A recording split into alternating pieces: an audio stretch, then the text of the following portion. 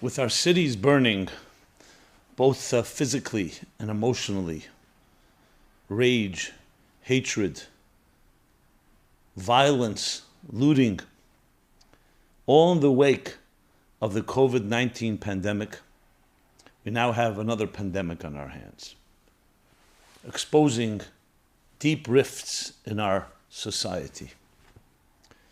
We're all wondering, is there a solution? Hi, this is Simon Jacobson, and I will be speaking about this current crisis, what we can do about it. The program is titled, The Jewish Response to Racism, Timeless Lessons About Growing Through Oppression. We all agree.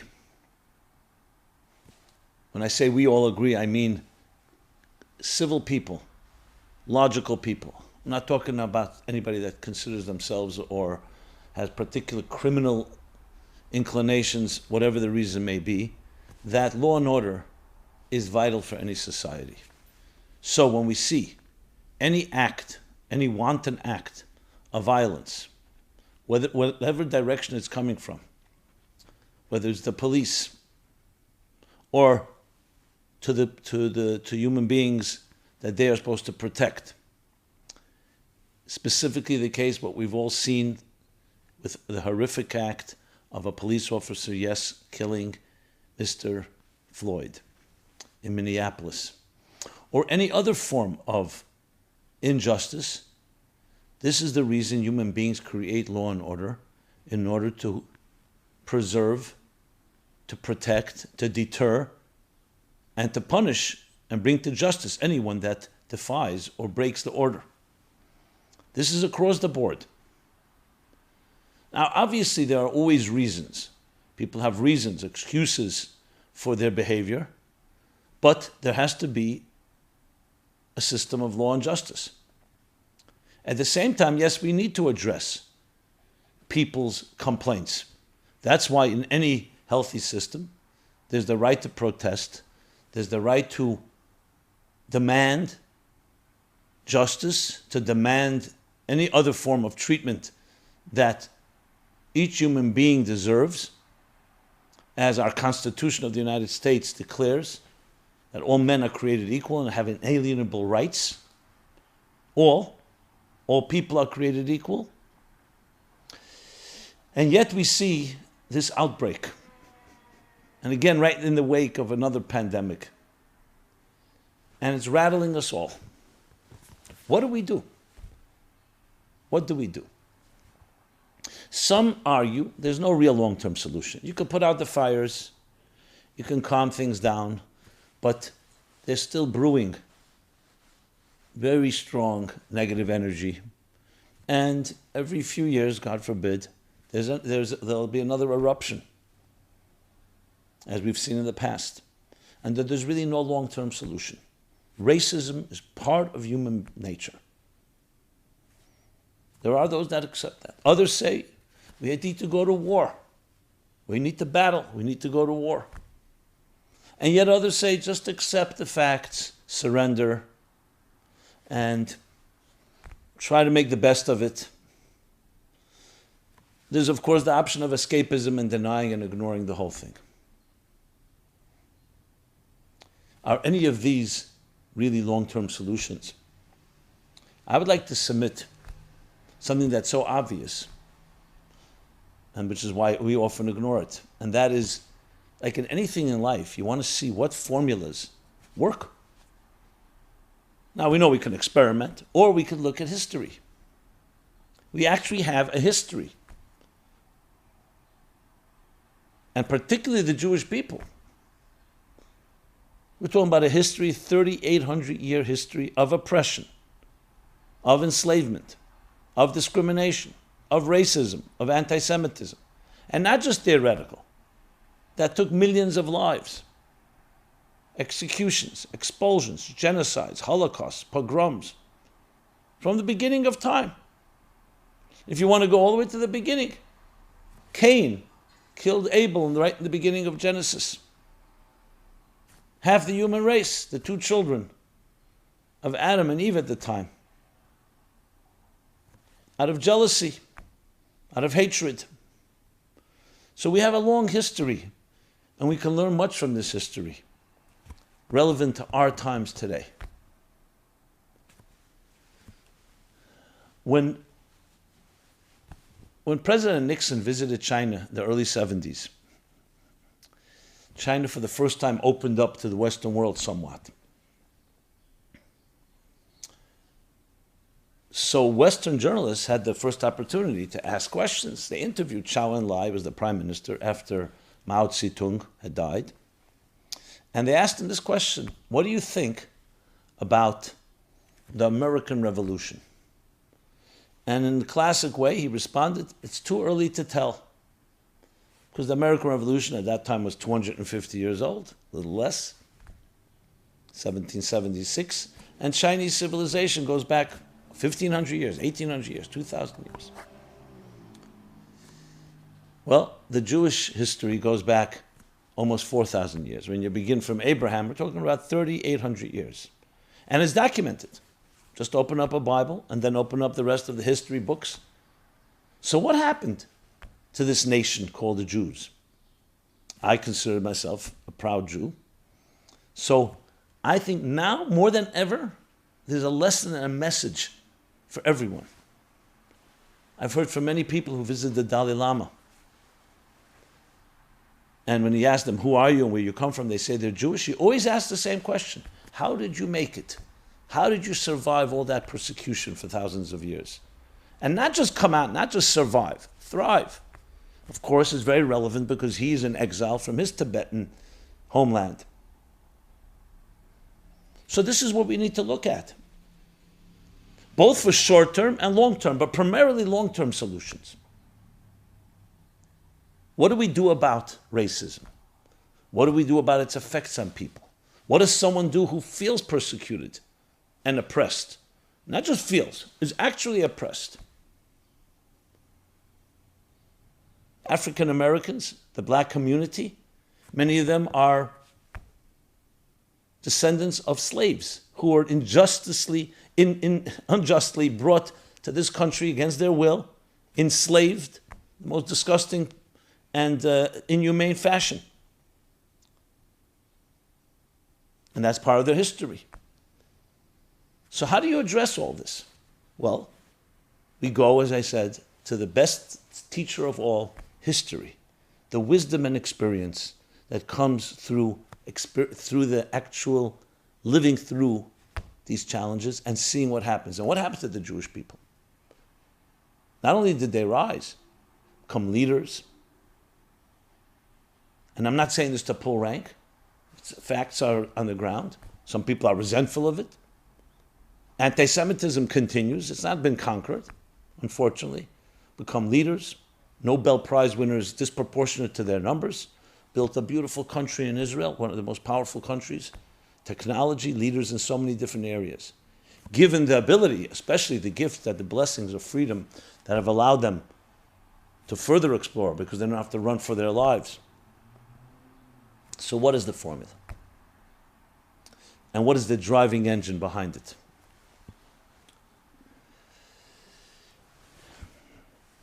So let's just establish what happened. The Jewish people, 3,332 years ago, were enslaved in the first documented institutional slavery and bondage by the Egyptians. Right, the beginning of the book of Exodus, the famous story of Exodus. For 210 years they suffered. And then they were freed, redeemed. The famous story of Exodus. What came of them? So there's one verse in the book of Exodus, right in the beginning, that says, as they were oppressed, they thrived and they flourished. Oppression actually made them grow. And when they left Egypt, as much as they were enslaved and tortured and killed and mistreated completely, they became a great nation. It forged them into a nation. And they came to Sinai and received the mandate, which we call the Torah, the divine blueprint for life, the fundamentals of civilization, with all flaws, and every human being has their setbacks and has their challenges, they established a code of law. They followed the code of law, the divine code of law that was given to them, and that has changed the world. Many have documented in books and in articles and so on how it's affected all of the universe, including the birth of Christianity and then the birth of Islam. And many of the principles that we so cherish today are based on these biblical axioms, on the 10 Commandments, the 7 universal Noahide laws. So how did they manage that? How did they address all the anger, all the rage, all the injustice they experienced? Well, clearly, they did not allow themselves to be defined by their suffering. Their identities were not going to be formed and shaped by being oppressed. They were oppressed and they suffered, but did not see themselves as sufferers. They saw it as part of a bigger picture, and it turned them into greater people. Think of the story of Joseph. Joseph is sold by his own brothers into slavery. 22 years. They almost killed him, but then they sold him into slavery, ends up in Egypt. When they finally reunite, you could imagine how Joseph should be seething. And he had all the power to do anything he wished to them. He was the second in command, the viceroy. And the brothers were so embarrassed. There's no words to describe if you read those verses. And what does Joseph say to them? Calm, collected. He says, you did not do this to me. God sent me here to save the world, to save you. Because he led the enterprise during the great famine of gathering and distributing and selling grain. It was God that sent me here. How did he have that presence of mind? That composure? Not one feeling? Not one negative feeling to what his brothers did to him? We will discuss what is at the heart of this. But clearly, the reaction was not revenge, not anger, not burning down cities, not looting, not responding with violence to violence, not responding with crime to crime, rising to a greater place. Not forgetting. He wasn't in denial. He knew exactly what had happened. But understanding there's a bigger narrative. And understanding that God runs the show. And though the brothers and anyone that does a crime is responsible for their crimes, it's not they're off the hook, the individual is never going to behave like a victim. Because it's our own dignity. It's my life story. And I will become a greater person as a result. This is clearly the lesson. And this is the lesson that went through history. It wasn't a one-time thing, an exception. 3,800 years, as I said. To the point that Viktor Frankl developed an entire psychology. He developed it before the Holocaust, but it was confirmed in the Holocaust. Logotherapy. Man's search for meaning. Recognizing that those that have purpose and meaning in life, it gives them another completely dimension of strength. Not they suffer less, but they have something, some resource, something in their arsenal that allows them to somewhat transcend and move ahead and move forward. And what happened when the Jews left Egypt? Finally left Egypt. Listen to this. They're going, now they're out of their slavery, marching toward the promised land. But then they are confronted yet with another challenge, the Red Sea, or the Reed Sea. Pharaoh had his regrets. He begins pursuing. He had all this free labor. Why is he letting them go? He pursues the Jews. Now the Jews are stuck between a rock and a hard place. The Egyptians pursuing them in the back, the water before them. What do? They break into 4 camps, tells us the Bible, the Torah, and elaborated in the Talmud. Some said, let's go to war. Let's go to war with our oppressors. A second group said, no, let's surrender. We have nowhere to go. You know what? At least we were alive. We were slaves, but we were alive. So let's subject ourselves back, surrender, back to slavery. A third group said, let us pray to God. And a fourth group said, let's commit suicide. We'll jump into the water. It's not worth living this way. Are there any other options? So they turn to Moses. Moses turns to God. And God says, all these are wrong. They're not options. God responds. So Moses says, so what should we do? What should they do? He says, one word, God says, Vayisou, travel forward. I told you to go towards Sinai, toward the promised land. Just follow. Forge ahead. Move forward. Don't get caught up in philosophical debates. Don't go to war, because then you continue to become, in some way, a victim. You could either be a victim by surrendering, or you could be a victim by fighting. That means you're still haunted by your oppressor. So don't go to war. To surrender is definitely not an option either. Back to slavery? No. Third option, to pray. Prayer is good, but it's not enough. You need action. Suicide, escapism? Absolutely not. By yourself, move forward. Reach deeper. Take your faith, your trust in me, says God, and forge ahead. And that's what the people did. And the sea split. Forging ahead, it's the attitude, it's a psychological attitude of movement, of feeling empowerment, of feeling the dignity of who you are and your destiny, and realizing you're never stuck and you don't need to surrender, you don't need to fight. Is there truth to all four? Yes. But ultimately it's about moving forward, forging ahead. And this has been the story of the Jewish history from then till this day.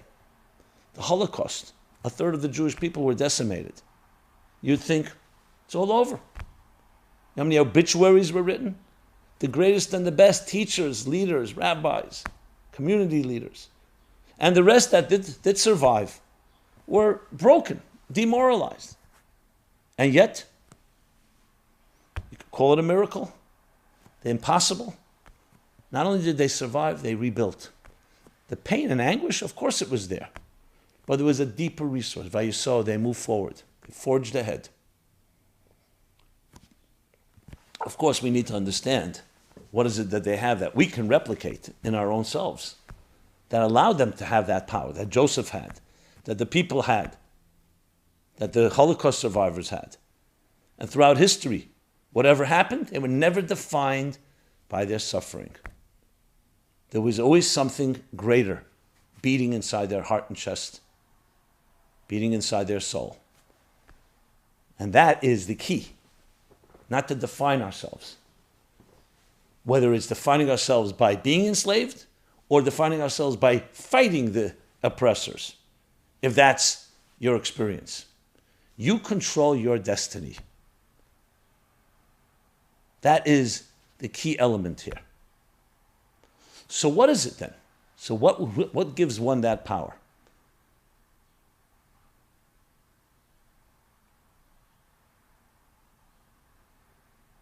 The answer is defining life itself and our purpose in life, why we are here. What the Jewish people knew, and every one of us has access to that, every human being on earth knew that we are not self-made people. The Ten Commandments begins, I am your God. There was a higher force, a higher reality that created the universe with plan and design and placed us here on a mission, an indispensable mission, created each human being in the divine image and said, you have a divine mission to fulfill that you and only you can accomplish. Whatever happens in life, that can never be taken from you.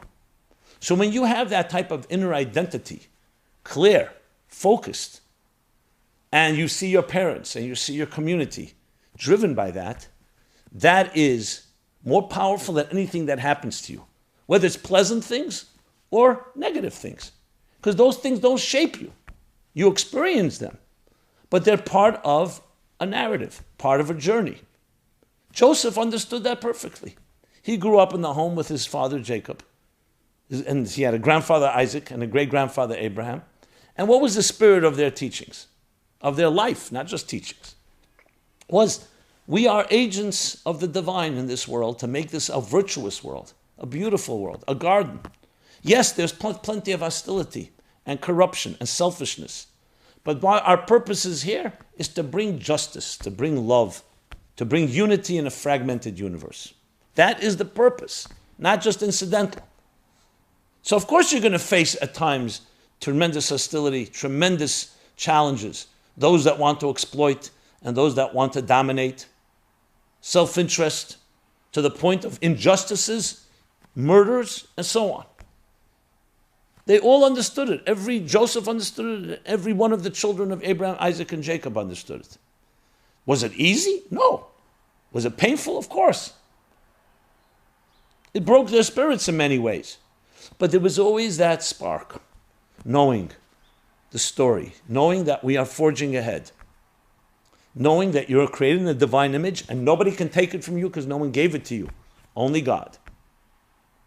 When you know that, not just as a philosophy in a book, an abstract idea, but you know it deep inside of you, in every fiber of your being, just as you breathe oxygen, that idea of sense of purpose, meaning, mission-driven life, that sense of urgency is 24/7 with you, that changes everything.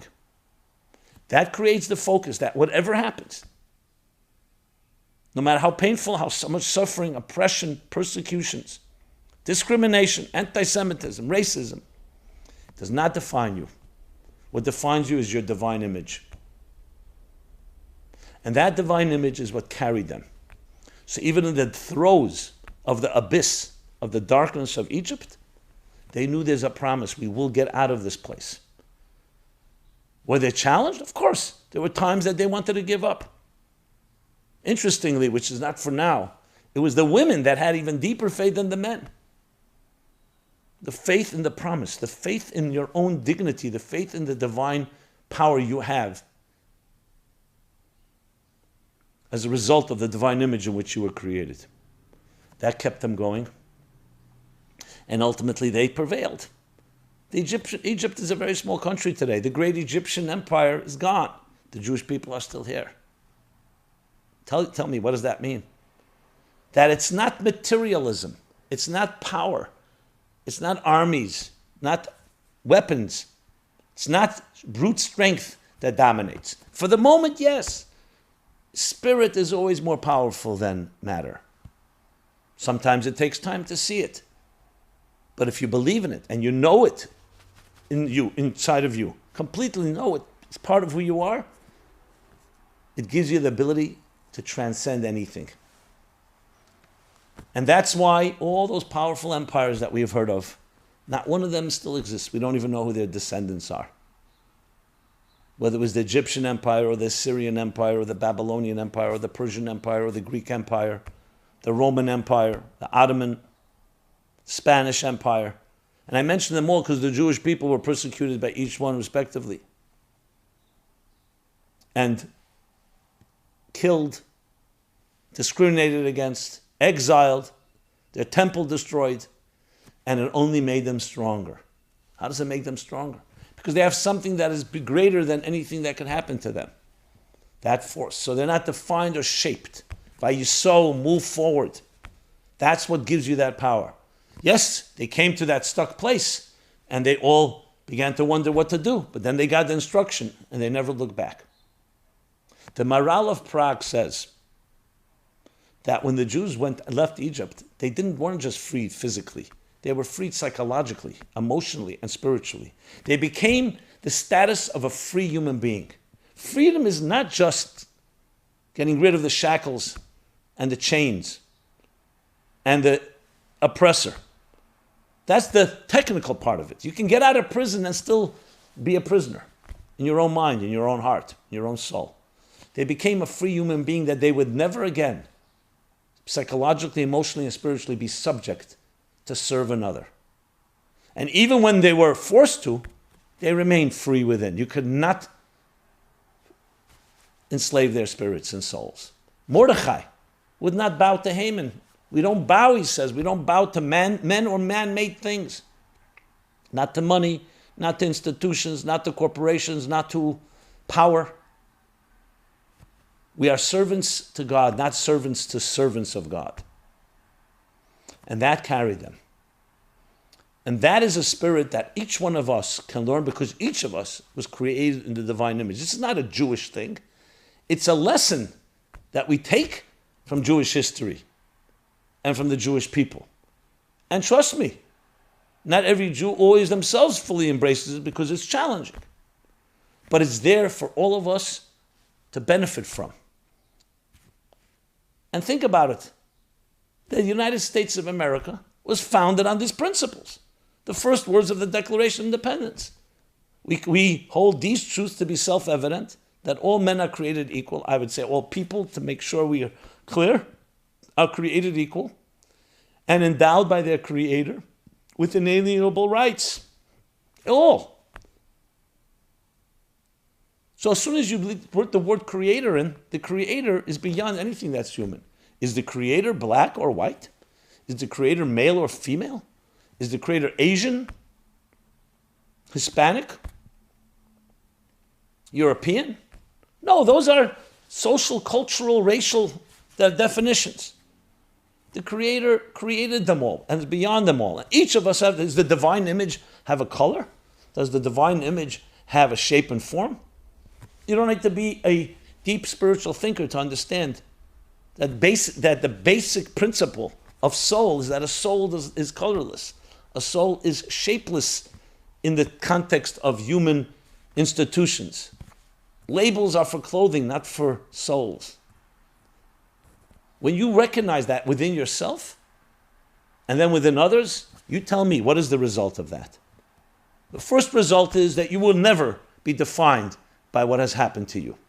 You will never allow yourself to be defined by an oppressor, by a master, by someone who owned you, whether it was the Egyptians or the people that owned the slaves, whatever it was throughout history.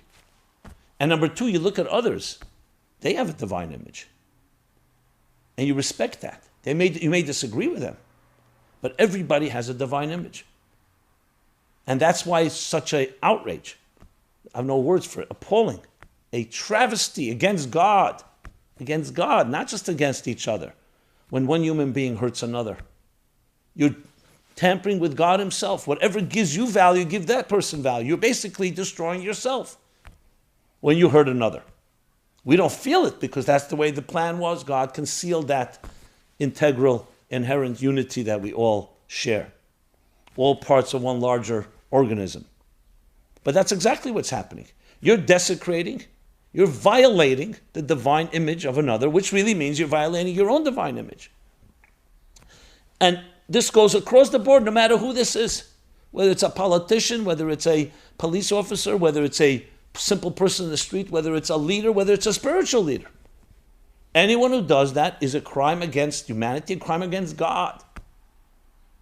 And the founding fathers recognized that.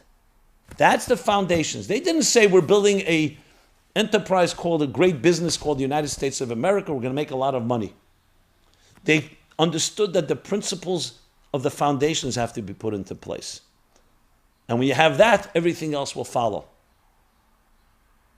So I say to each of us, and I say especially to people who are oppressed or feel oppressed or were oppressed, do not let that define your existence. Not in the way of either continuing to be oppressed or in some way surrendering, and not by fighting and become that's your identity to fight. Obviously, I need to mention the wanton violence and crime.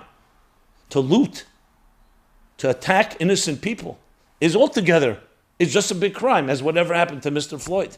Not to justify that, they're all violence. They're all unacceptable attack on the divine image of human beings.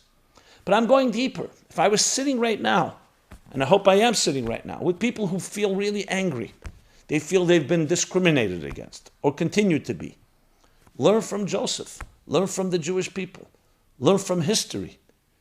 And it's about you. It's not learning. I'm going to give you a lecture. It's your dignity. It's your life. It's your destiny. You own it. You control it. It's between you and God. God put you in this place. The oppressor, if they indeed oppressed, will get their day in judgment. Because they are responsible and accountable. This is not at all taking them off the hook, but you should not be shaped by that.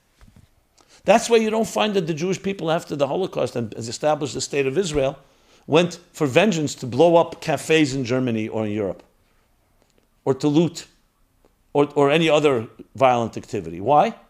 Because that's not our vengeance.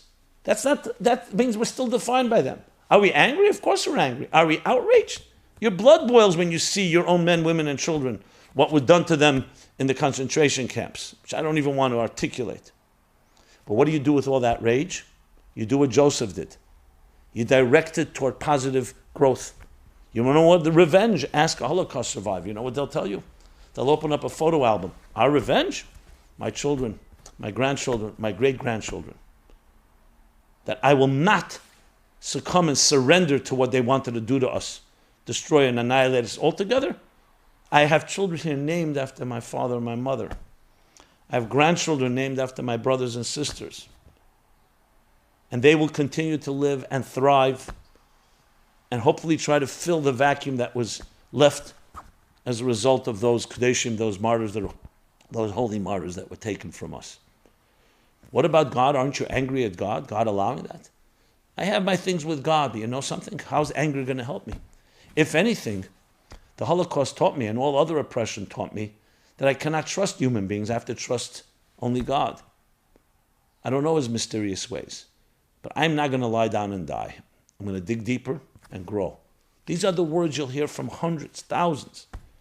This is the healthy approach to facing oppression, racism, discrimination, anti-Semitism. And again, not just theoretical, in real time, real killings.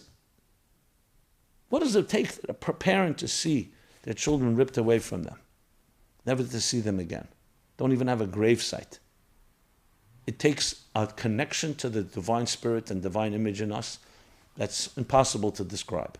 Each one of us, each one of you, every one of us, man, woman, child, black or white, religion, non-religion, whatever faith, race, culture, background, education, less education, more education, whatever your position is, that doesn't define you, all those things. Our lives matter. Why do lives matter? They matter because God put you here. And that's why they have indispensable value. They don't matter because someone gave you a promotion or someone treated you nicely. Of course you should be treated nicely because you're created in the divine image. You matter.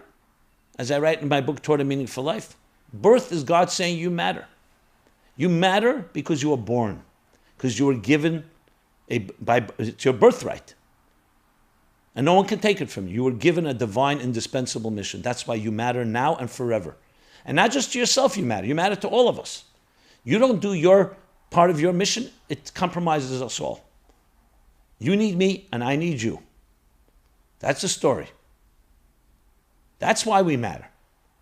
Often in this material world, we convince ourselves that value comes from being recognized, from having plaques on your wall, making more money, your social status, your youth, your looks, your power, your influence, your equity. I mean, I can go on and on. That doesn't define why you matter. Those are all arbitrary. They all can be taken from you. They all don't last forever.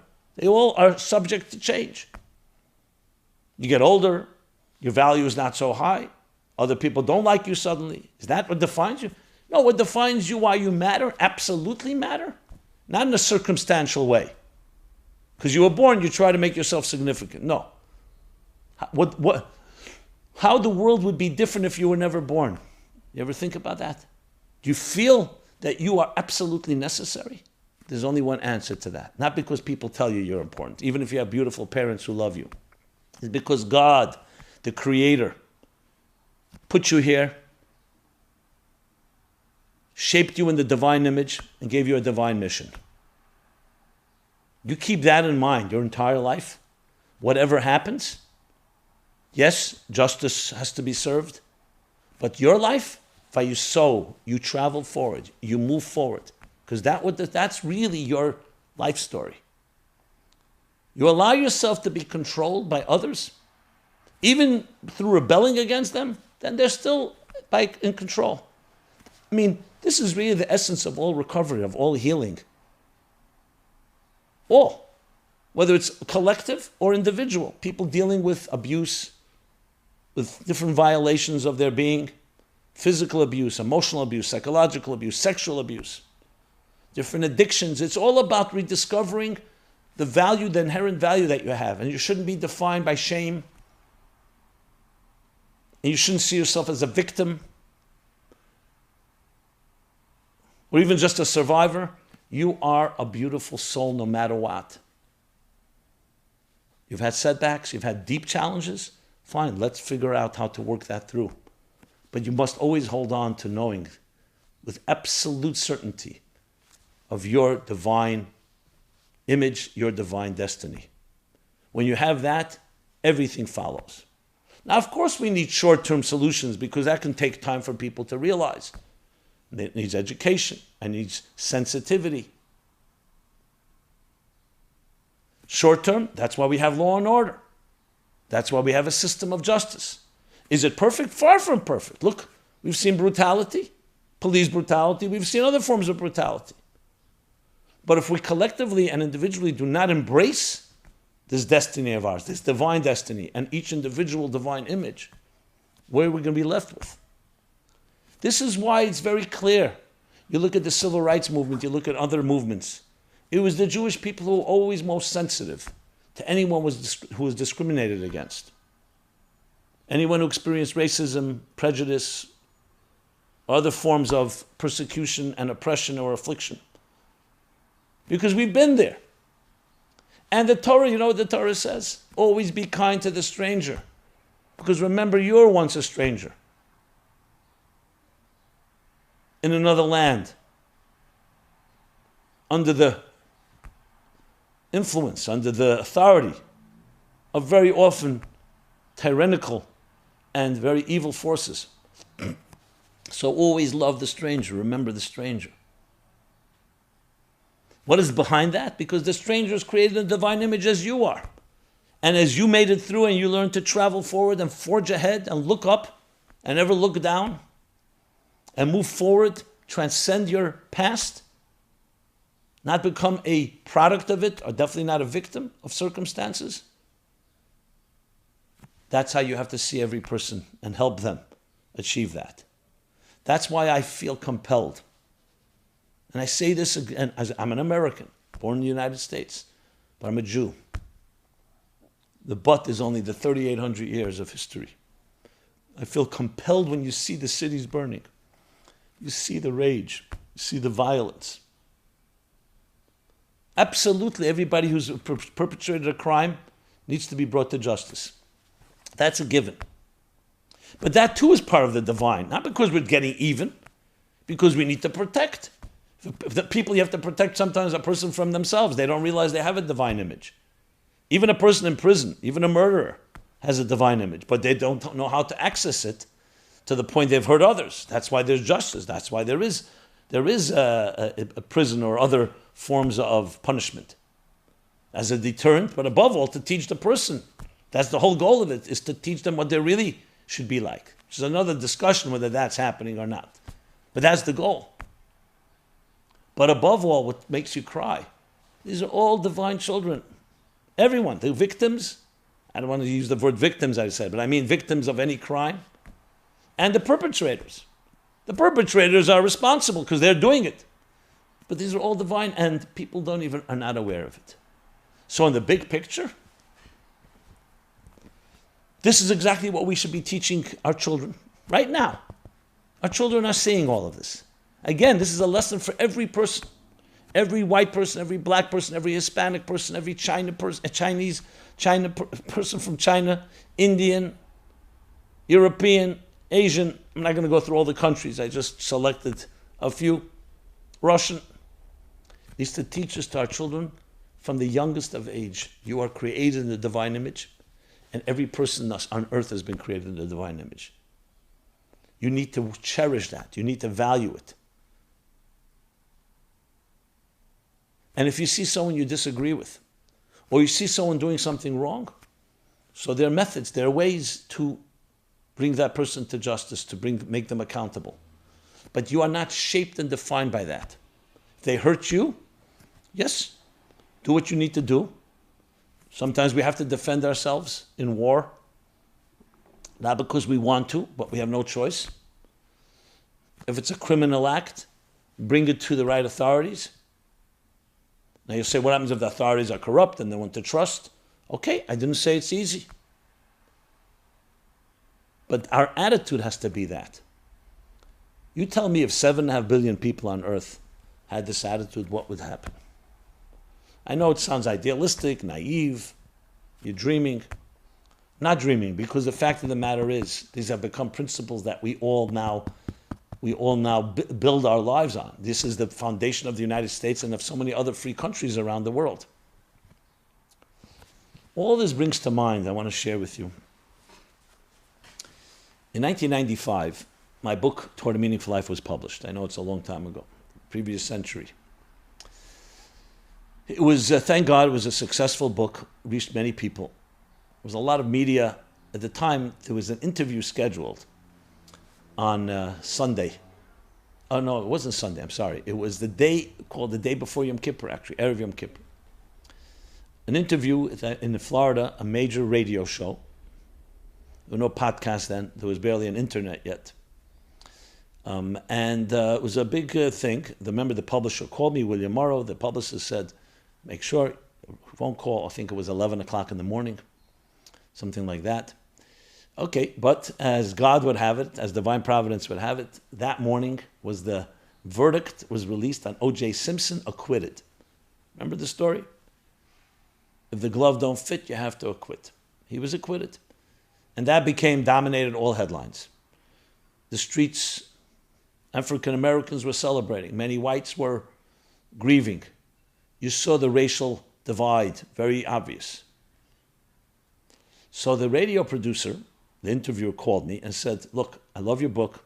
I would love to give it time, but today nobody's interested in your book. To be honest, the headlines are O.J. Simpson, and I have to book other guests that will talk about that timely. I was taught, and my instinct told me, hey, you have an opportunity here, don't give it up. So I said to her, forgot her name, so long ago. I said to her, I'll talk about O.J. Simpson. My book actually has some suggested solutions. Now, I frankly had no idea what I was going to say. I just was in the door, I'm not leaving. You'll talk about O.J. Simpson? Great. Because I've heard you, I see you're excellent, you can communicator. So, but make sure we got to talk about this. So I said, sure.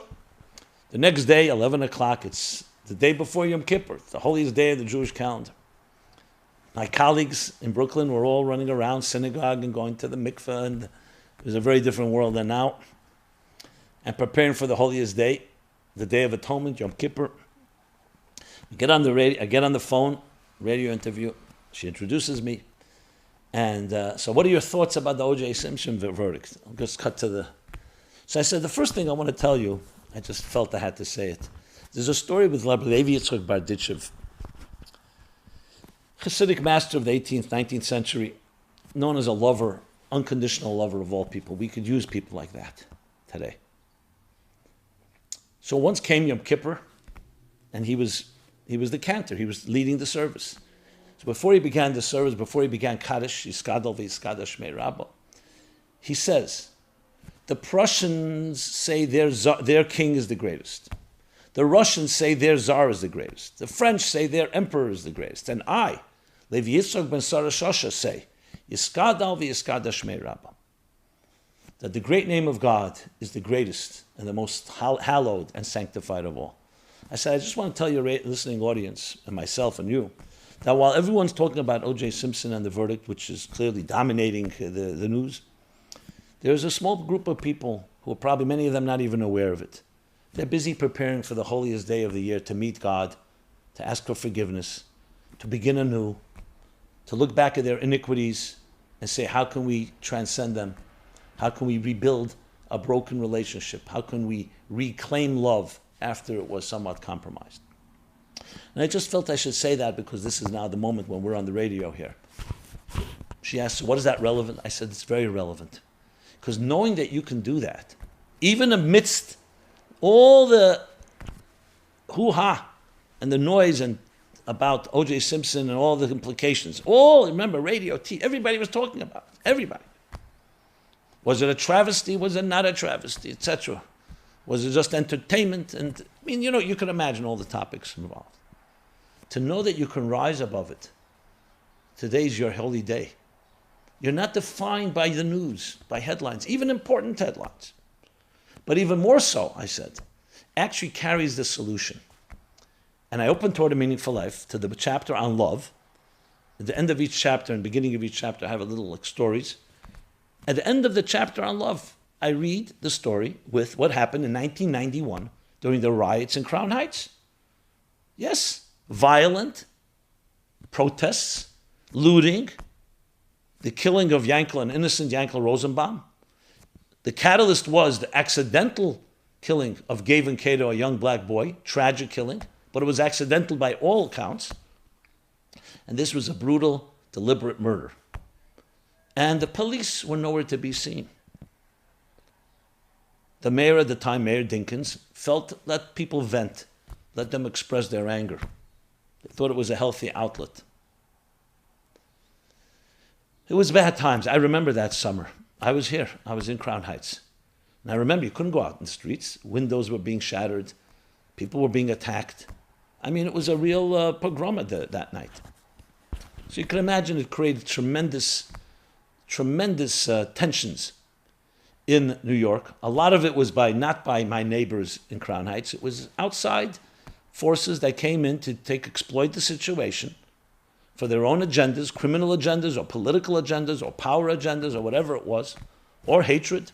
I saw it with my own eyes. Nothing compared to this. This is far bigger and more national, even international. But interesting thing happened. This is what I write in the story I quote in the chapter of love, the end of the chapter. And I'm saying it all on radio. The O.J. Simpson verdict the day before Yom Kippur, 1995. Mayor Dinkins, who was responsible, Giuliani would take over after him and turn things around big time, came to the Rebbe for Sunday dollars. The Rebbe would give out dollars, Lubavitcher Rebbe dollars. Mayor Dinkins said to the Rebbe, may the Rebbe give a blessing, there should be unity between the two peoples, the blacks and the Jews. And the Rebbe corrected him, and this is what I write in the book. Not two peoples, one people under one administration, one government, and under one God. Think about that. That is what the Jews celebrate the day before Yom Kippur. They're not caught up, and Yom Kippur, they're not caught up, you know why? Because there's a divine image. And I said on the radio, I said to the host and to all the radio listening audience, who had, I think, millions of listeners, I said the real answer to all these divides is not just, are you right, or you're right, the blacks or the whites or the people pro-OJ, anti-OJ. We have to recognize that each person is created in the divine image. We're all one, under one God. Yes, we have diversity, harmony within diversity. We are diverse. God created us as individuals. One person may be black, one person may be white, one person may be Hispanic. Different races, different cultures, different backgrounds, different educations, different parents, different faiths. But we're all under one God. There's only one Hashem Echad, only one God. That's what the Rebbe was telling Dinkins, Mayor Dinkins. And it wasn't just a line, it was actually the formula. That's the secret. Look at each person with the divine image. No one would be able to loot and be violent against another. And those that behave that way would be held accountable. That's also part of the divine image. You're not just dismissed and say, you know, you're an animal in the street, we're going to just ignore you because you're undisciplined, you were never educated, slave mentality, whatever, however people dismiss criminals. No, you're in divine image, you're accountable. Accountability is part of the dignity of a human being. It's not part of getting even with you, it's part of the part of the divine image that we expect of you, that we expect that you rise and live up to that. All that is part of the story. So the real O.J. Simpson story, I told her, is the story, who are we? In whose image were we created? What is true value of life? Why do we matter? Why does life matter? Why do lives matter? Because of that divine. And when that's desecrated through murder, and I'm not here, I'm not the jury, I'm not going to discuss the O.J. Simpson case per se, because that was not what I wanted to address. I want to address that racial divide to the point of real anger and hatred. That needs to be addressed. That comes from somewhere. It's rooted in the fact that God, as the mystics say, created a tzimtzum and concealed the inherent unity, integral unity that we all share. Because that's part of the purpose for us to come into a world where we don't recognize our commonality, when we don't recognize our divine mission, and we work on it. But we come to realize that we are spiritual entities on a physical journey, not physical entities on a spiritual journey. And when we recognize that, that is the ultimate solution to the racial divide, to the pandemic of hatred and rage, to our cities burning, to all forms of racism and discrimination and persecution, on all ends. That is the ultimate solution. And we can do it because that's who we really are. So the question is, how can we get this message out there to each person in a way that resonates from the heart to heart, that resonates, that you should feel your inner value, your true dignity. And I say this to anyone listening, to my brothers and sisters of all backgrounds and all races and all colors. You are created in the divine image. Never forget that. You have a great destiny to live up to. You have an indispensable mission to fulfill that you and only you can fulfill. And we need each other. We're all musical notes in a large composition. So antithetical to what we see here. Not just no music, chaos, war. We could reverse it. We could learn to grow through our oppression, through racism. Not just transcend, but grow, teach each other, and then come to a world where we actually see ourselves as 7.5 billion and counting divine images. Well, I should say pieces of one larger divine, each one created in a divine image, your shape and form, all critical and necessary components in the large cosmic symphony.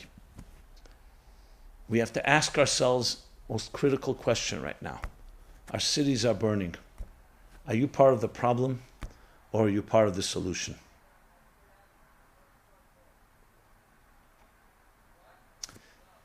This has been Simon Jacobson, Meaningful Life Center, meaningfullife.com, where we have programs and offerings that address this challenge that we're facing now, the pandemic, the COVID-19 pandemic, and so many other issues that the human condition is dealing with now. Please, let's join together. As I said, we are all part of one larger whole. Let's join together, share, like, comment. I'd love to hear your feedback, even your critique. Yes. And may God bless you. May God bless America. May God bless the world. May we discover this unity. May all the negatives of the pandemic, the health pandemic, the pandemic of rage and violence and all of that, all come to an end. But more than an end, we should come out greater and stronger. As they were oppressed, they thrived and they flourished. Thank you very much. This program is brought to you by the Meaningful Life Center. Please help us continue our programs. Make even a small contribution at meaningfullife.com/donate.